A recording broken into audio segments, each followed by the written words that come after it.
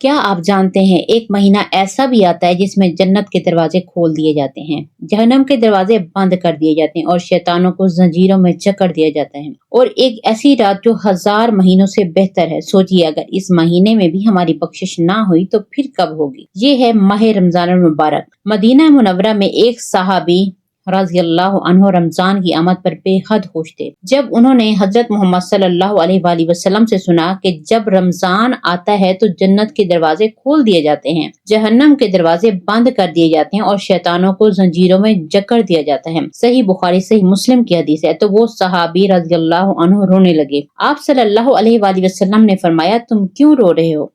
صحابی نے عرض کیا یا رسول اللہ مجھے ڈر ہے کہ کہیں میں اس رمضان میں بھی اپنی مغفرت نہ کرا سکوں تو میرا کیا بنے گا؟ یہ سن کر آپ صلی اللہ علیہ وآلہ وسلم نے فرمایا وہ شخص ہلاک ہو گیا جس نے رمضان پایا اور اپنی بخشش نہ کرا سکا۔ رمضان صرف روزوں کا نام نہیں، یہ قرآن کا مہینہ ہے۔ یہ اللہ تعالیٰ نے فرمایا لیلۃ القدر خیر من الف شہر، یعنی شب قدر 1000 مہینوں سے بہتر ہے۔ ایک رات جو 83 سال سے بھی زیادہ عبادت سے افضل ہے۔ سوچئے اگر اس رات میں بھی ہماری ایک سچی دعا قبول ہو جائے تو زندگی بدل سکتی ہے۔ حضرت محمد صلی اللہ علیہ وآلہ وسلم نے فرمایا جو شخص ایمان اور ثواب کی نیت سے رمضان کے روزے رکھتا ہے اس کے پچھلے تمام گناہ معاف کر دیے جاتے ہیں۔ یہ عام مغفرت نہیں، یہ ایک مکمل معافی کا وعدہ ہے، مگر شرط کیا ہے؟ ایمان اور اخلاص۔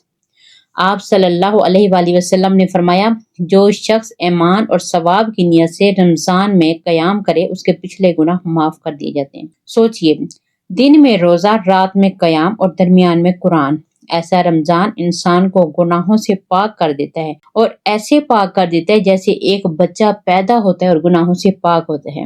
بعض لوگ رمضان کو صرف افطاری پارٹیوں یا سحری کے ساتھ کھانوں تک محدود کر دیتے ہیں، مگر اصل رمضان وہ ہے جس میں آنکھوں سے آنسو نکلے، دل نرم ہو اور زبان پر استغفار جاری ہو۔ حضرت موسیٰ علیہ السلام کی دعا ہے، حضرت موسیٰ علیہ السلام دعا کرتے تھے ربی اشرح لی صدری، اور ہمیں بھی چاہیے کہ ہم اس دعا کو اپنی دعاؤں میں شامل کریں، اے میرے رب میرا سینہ کھول دے۔ رمضان دلوں کو کھولنے کا مہینہ ہے۔ اگر یہ ہمارا آخری رمضان ہو، سوچئے اگر اگلے سال ہم زندہ ہی نہ ہوں، کیا ہم نے اس ماہ رمضان کو واقعی سنجیدگی سے لیا؟ آج ہی نیت کر لیں۔ 5 وقت کی نماز با جماعت، روزانہ قرآن مجید کی تلاوت، کثرت سے استغفار، کسی کو معاف کرنا، کسی کی مدد کرنا، کیونکہ شاید یہی رمضان ہمیں جنت تک پہنچا دے۔ یہی رمضان آپ کی تقدیر بدل سکتے ہیں۔ اگر اس رمضان میں بھی بخشش نہ ہوئی تو سوچئے ہمارا کیا بنے گا؟ سچے دل سے اللہ تعالیٰ سے مغفرت کی دعا مانگیں اور اللہ تبارک و تعالیٰ سے دعا مانگیں کہ اللہ تبارک و تعالیٰ ہمیں پورا ماہ رمضان خوشیوں بھرا نصیب فرمائے اور ہمیں عبادات کرنے کی توفیق دیں۔ آمین انشاءاللہ العظیم۔ ملتے ہیں نیکسٹ ویڈیو میں۔ اللہ